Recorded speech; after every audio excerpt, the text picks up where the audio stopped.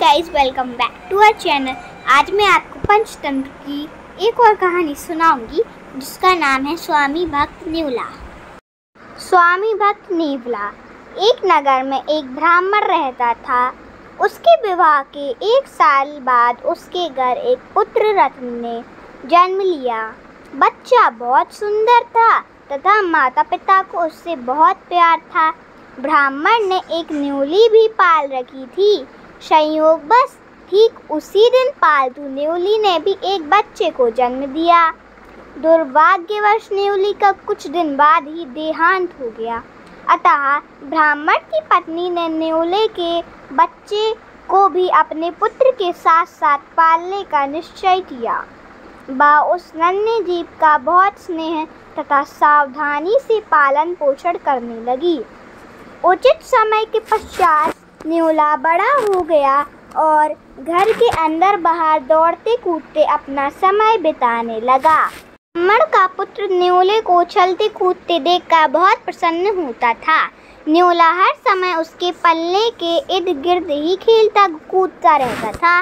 परंतु ब्राह्मण की पत्नी के मन में एक शंका स्थायी रूप से घर कर चुकी थी कि किसी दिन न्योला उनके पुत्र को कोई हानि ना पहुंचा दे। अतः वह भय के मारे बहुत सावधान रहती थी तथा अपने पुत्र को भी न्योले के साथ अकेला नहीं छोड़ती थी। एक दिन ब्राह्मण की पत्नी गांव के कुएं से पानी का घड़ा भरकर लेने की तैयारी कर रही थी। उसका पति भी उस समय घर पर ही मौजूद था और उनका प्यारा बेटा पल्ले में पड़ा हुआ गहरी नींद में सो रहा था। ब्राह्मणी का मन शंका से भरा हुआ था। अतः घर से कुएं की ओर जाने से पहले ब्राह्मणी ने अपने पति से कहा, स्वामी, मैं गांव के कुएं से पानी का घड़ा लाने जा रही हूँ। हमारा बच्चा पल्ले में सो रहा है। न्योले पर कड़ी नजर रखे, कहीं वह हमारे पुत्र को कोई हानि ना पहुँचा दे। ब्राह्मण ने कहा, प्रिय, न्योला बहुत स्वामी भक्त जीव होता है। तुम्हारा मन बिना कारण ही उस छोटे से जीव के प्रति भय तथा शंका से भरा हुआ है। यदि कभी जरूरत पड़ी तो वह हमारे पुत्र की रक्षा करने के लिए अपना भरसक प्रयत्न करेगा। तुम निश्चिंत होकर कुएं पर घड़ा लेकर चली जाओ और शीघ्र पानी भर कर ले आओ। मैं घर पर ही मौजूद हूँ। जैसे ही ब्राह्मण की पत्नी ने घर से बाहर कदम रखा, एक व्यक्ति उनके घर में प्रविष्ट हुआ तथा ब्राह्मण के पास आकर बोला, पंडित जी, गांव के मुखिया ने आपको किसी विशेष मामले पर परामर्श करने के लिए शीघ्र बुलाया है। उन्होंने मुझे आदेश दिया है कि मैं आपको साथ ही लेकर जाऊं क्योंकि मामला बहुत महत्वपूर्ण है। ब्राह्मण ने मुखिया के दूत को कहा, मेरी पत्नी कुछ समय के लिए घर से बाहर गई हुई है। मैं वहां कुछ ही देर में पहुंच जाऊंगा। परंतु मुखिया के दूत ने ब्राह्मण को अपने साथ ही लेकर जाने का हठ किया। अतः ब्राह्मण घर को स्वामी भक्त न्योले की रखवाली में छोड़कर मुखिया के दूत के साथ चला गया। उसे पूर्ण विश्वास था कि वफादार न्योला उसकी अनुपस्थिति में घर की पूरी तरह रखवाली करेगा तथा उसके बेटे का भी जी जान से रक्षा करेगा। संयोगवश ऐसा हुआ कि ब्राह्मण के घर से निकलते ही एक काला नाग उसके घर में घुस आया। नाग धीरे धीरे बच्चे के पलने की ओर सरकने लगा, परंतु सजग न्योला वहाँ मौजूद था और नाग की गतिविधि पर नजर रखे हुए था। वह एकदम उसके सामने आ डटा और दोनों में भयंकर युद्ध छिड़ गया। युद्ध काफी देर तक चलता रहा और अंत में जालिम नाग न्योले के हाथों मारा गया। कुछ समय के पश्चात ब्राह्मण की पत्नी पानी का घड़ा लेकर वापस आ गई।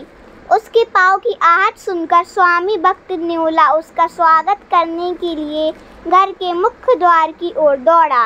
वह अपनी मालकिन को जालिम नाग पर प्राप्त की हुई अपनी विजय का प्रदर्शन करना चाहता था, परंतु ब्राह्मण की पत्नी इस वास्तविकता को ना समझ सकी क्योंकि उसे न्योले की ओर से सदा ही शंका बनी रहती थी। अतः उसने न्योले के स्वागत को और ही रूप में ले लिया। उसके मुख और पंजों को रक्त से लथपथ देखकर वह कांप उठी। उसने समझा कि जालिम न्योले ने उसके पुत्र को पलने में ही मार डाला है। बिना कुछ सोच विचार किए वह अपने आपे से बाहर हो गई। क्रोध में पागल होकर उसने पानी से भरा हुआ घड़ा न्योले पर दे मारा और न्योले ने वही दम तोड़ दिया।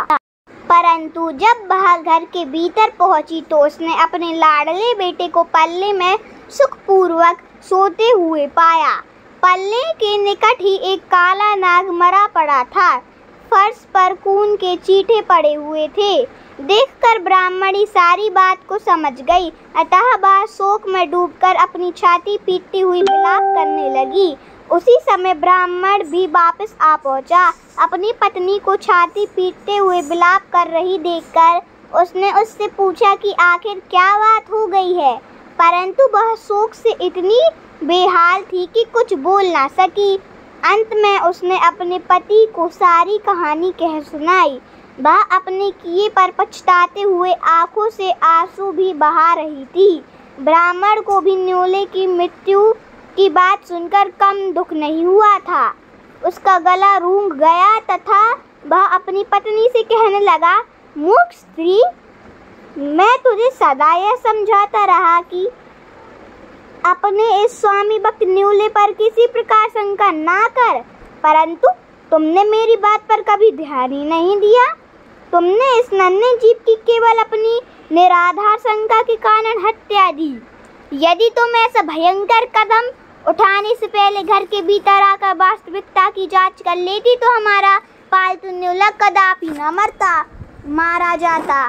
स्मरण रखो कि ईश्वर तुम्हें इस पाप के लिए एक दिन अत्यंत कड़ा दंड देगा।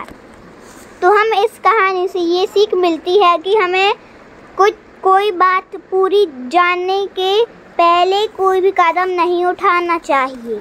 अगर आपको यह कहानी अच्छी लगी तो वीडियो को लाइक, शेयर एंड सब्सक्राइब जरूर करें। बाय, मिलते हैं।